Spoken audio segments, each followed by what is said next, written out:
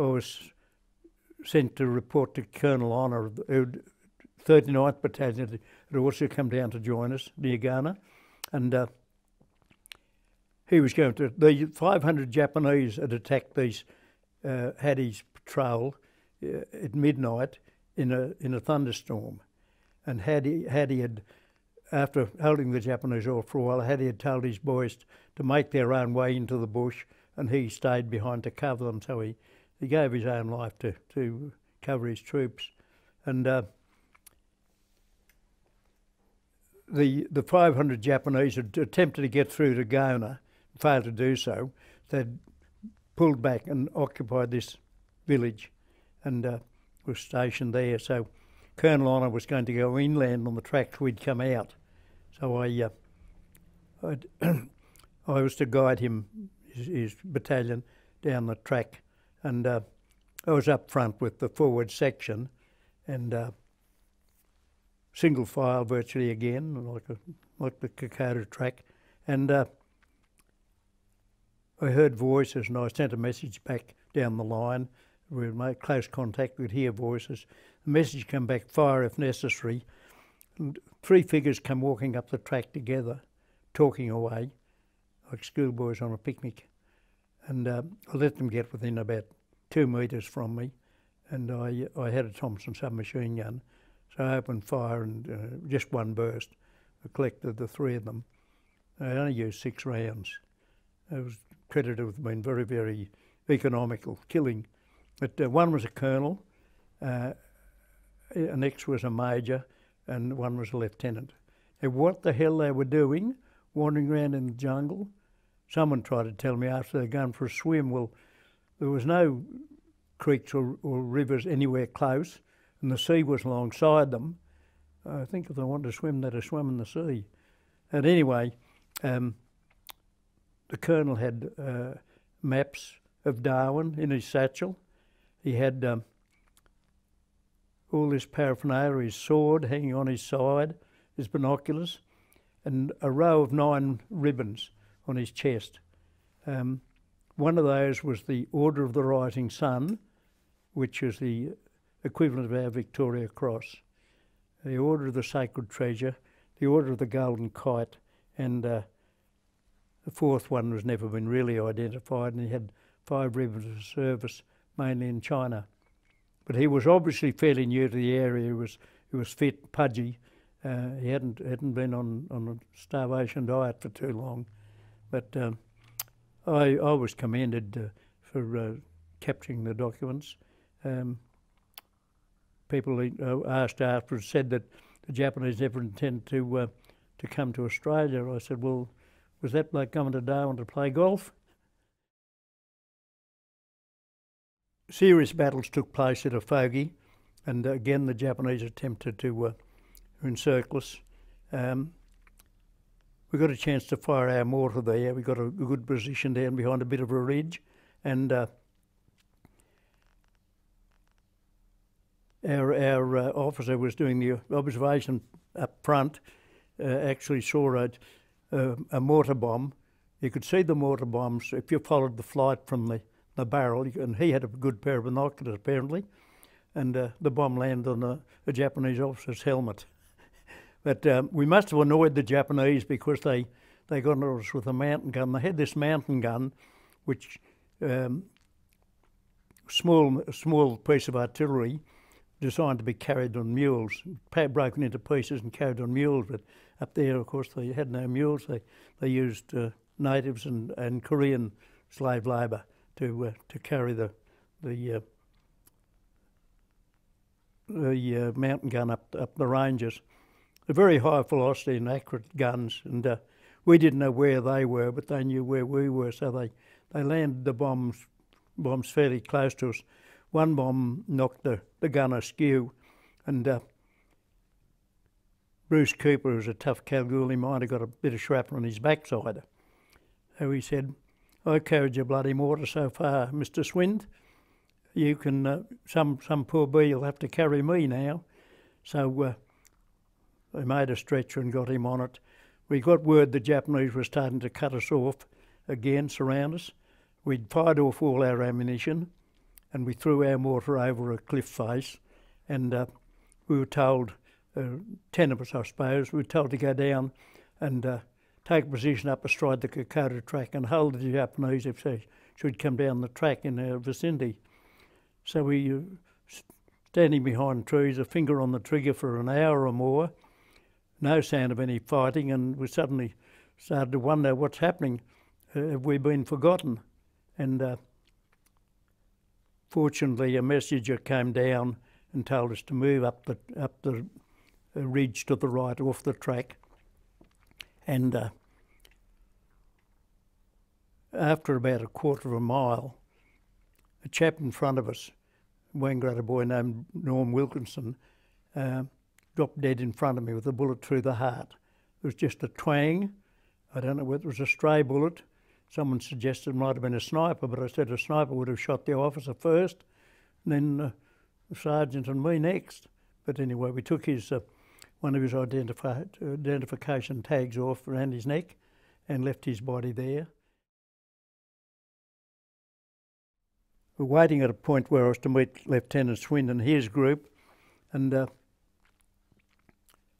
I spotted three Japanese coming down the track towards me from the inland direction.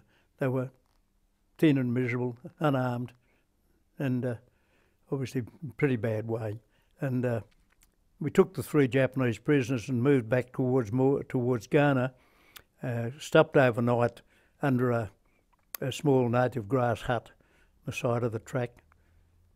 The Japanese were very glad to get a tin of bully beef and bowed to me and tried to thank me, I guess, and behaved themselves pretty well. We decided the next morning not to worry about having any breakfast. We'd only 2 hours walk down to Hattie's village on the coast, and we'd go there. They'd have the billy boiling at least. So we got down there probably about 8 o'clock in the morning. There was no one there, so immediately thought maybe they'd been withdrawn. And then I spotted a body lying on the beach at 60 or 70 yards up to the west. So I got Lieutenant Swin to give me some cover, and I jogged up, and it was Lieutenant Alan Hattie. And then we discovered there was a large number of Japanese footprints in the sand heading back towards Gona, cutting off our escape route. So one of the boys said that these 3 prisoners might be a bit of a nuisance. One bloke put his hands up in supplication, said, "No shoot, please." We had no idea that he understood any English at the time. So I said, "No, we're not going to shoot you." So we moved into, they found another fella dead under one of there was only 3 huts there, and they'd found a Private Stevens body under one of the huts. So we went inland, and we picked up, after an hour or two, we picked up the remains of Hattie's dozen men in 2 small groups. They had a couple of wounded with them, so we escorted them back towards Gona by this inland route, and we had to stay overnight in the jungle. Jack Swind and his batman and the police sergeant headed off back to take word back and get some medical help out for the 2nd, 16th wounded. It was rather funny. I was to take sentry duty at about 10 o'clock, and the 3 prisoners had been put down to rest in just quite near us, and we're at the base of a big banyan tree. It was about 20-foot circumference with large segments of roots coming up, so you could get a niche in between each one of them. It was quite a cosy position to lie back, put your head back against the tree and the roots either side. And I asked the other chap how the prisoners were. He said, "All correct." I was a sergeant by this time, by the way. So the moon was behind clouds and a bit misty rain, and the moon came out fitfully, and I had a look. There was only 2 prisoners there. So I alerted the rest of the troops, and what the hell's this bloke up to? Is he going to cause any mayhem? And because he could have gone and tried to get a weapon off some of the sleeping troops. Anyway, I found him around the other side of the banyan tree, sheltering from the rain. I got him by the ear and told him to get back where he belonged. he was throwing his arms up and saying he didn't like the rain on his head and so on. I said, I don't like it either, mate. You bastards called this bloody war. And so put him back in his place. And next morning, the stretcher bearers come out for the two wounded and patched them up, and we went back. And I had to hand these prisoners over at brigade headquarters, and a big provo, police sergeant, come and took them, and he tied their hands behind their backs with signal wire and put a Tommy gun in the back of the last bloke and marched them off down the road with a big hero. So I never saw or heard of them again. Just before Christmas, the battalion was down to 40 men. The rest had all been invalid out sickness. There was one very, very serious disease there called scrub typhus, and it was transmitted by a small mite that lived on the animals, and there were things like possums, tree kangaroos, rats, and so on. And this small mite lived on them, but dropped off into the kunai grass patches, and it got onto the soldiers. Grew out of tend to gather around the beltway, the waistline, or around the gaiters, which are close fitting on your ankles, and it transmitted this disease called scrub typhus. There was no cure for it. It never affected the natives. They'd built up an immunity over thousands of years, but people died in as little as 5 days. One of those blokes had been on the Mbuga patrol with me, Bruce McDonald, fittest bloke I've ever seen. Said he was feeling a bit crook when he got back, so I sent him to the aid post. He come back with a handful of aspirin, said, stay on duty, your temperature's only 103, that's in the old Fahrenheit. Next day he was worse, so I sent him back again, and 5 or 6 days later he died back in Moresby Hospital.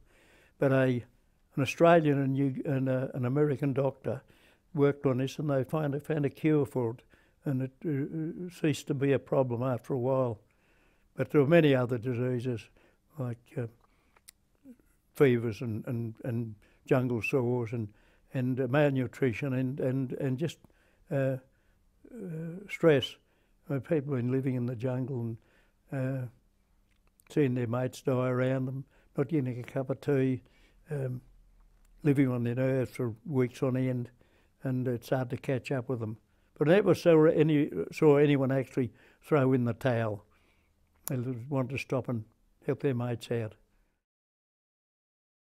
We reassembled at a place called Koitaki in the open country down from McDonald's Corner where we'd first assembled. And here we were reinforced. We were fed like fighting cocks. We didn't do much. And then we started to do a bit of training. And